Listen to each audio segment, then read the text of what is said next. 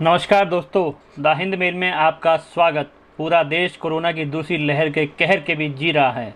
कोविड-19 से एक्टिव मरीजों का आंकड़ा 3.5 मिलियन के पार।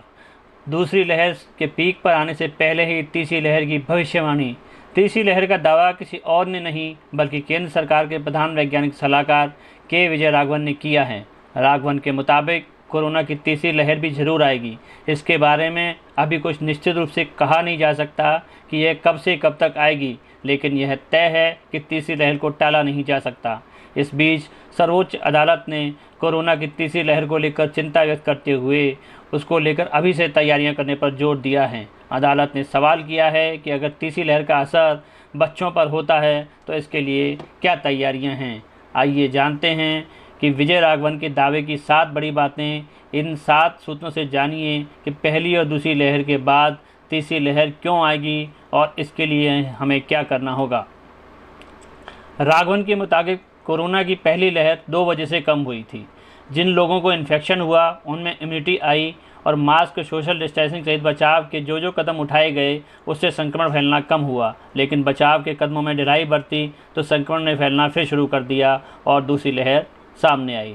दूसरी लहर के कई फैक्टर हैं, जिसमें कोरोना के नए वेरिएंट भी फैक्टर हैं। दूसरी लहर इसलिए बढ़ी क्योंकि जो इम्यूनिटी बनी थी वो इतनी नहीं थी कि संक्रमण को रोक सके। अब जैसे जैसे वैक्सीनेशन बढ़ेगी तो वायरस लोगों को संक्रमित करने के नए नए तरीके ढूंढेगा, जिसके लिए हमें अभी से तैयार रहना होगा। वायरस अपना रूप बदलता रहता है, इसलिए हमें भी वैक्सीन और कोरोना से लड़ाई की दूसरी रणनीति को उसी के अनुरूप बदलते रहना होगा। राघवन ने आगाह किया है कि क्योंकि SARS-CoV-2 उत्परिवर्तित हो रहा है, इसलिए तीसरी नई लहर के लिए तैयार रहना चाहिए। देश में कोरोना वायरस की दूसरी लहर की तीव्रता का पूर्वानुमान नहीं जताया गया था।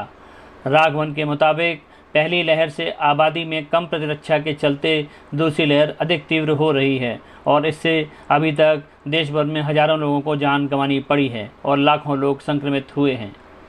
2021 की शुरुआत में पूरी दुनिया में बहुत बड़ी संख्या में लोग संक्रमित हुए। प्रतिरक्षा बढ़ने के साथ वायरस को बढ़ने का अवसर नहीं मिला, हालांकि उसे कुछ ऐसे विशेष क्षेत्र मिलते हैं जहां यह फैल सकता है, इसलिए यह बेहतर तरीके से फैलने के लिए बदलाव करता रहता है।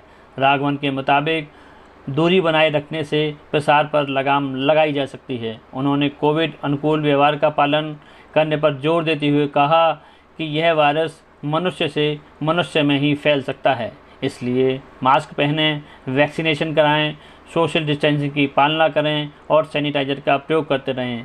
तभी हम कोरोना की लहरों से खुद को बचा पाएंगे। धन्यवाद। जय हिंद।